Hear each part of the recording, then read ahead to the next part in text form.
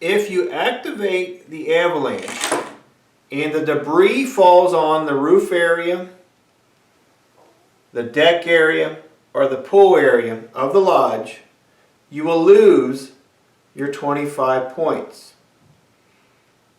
If you are able to remove all the debris from the lodge outline, you will recover your 25 points.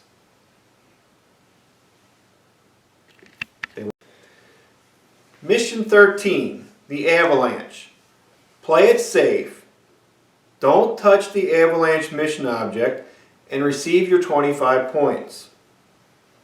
Or increase your score to 50 points by saving Pine Mountain Lodge. Activate the avalanche so that the debris falls away from the lodge and receive your 50 points.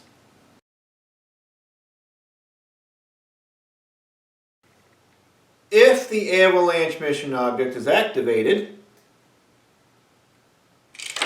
and the debris falls on Pine Mountain Lodge, you will lose your 25 points.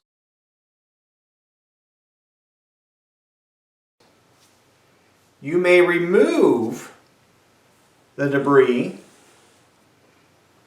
from the outline of the roof, the deck area, and the pool. If all those areas are free from Legos, you will recover your 25 points.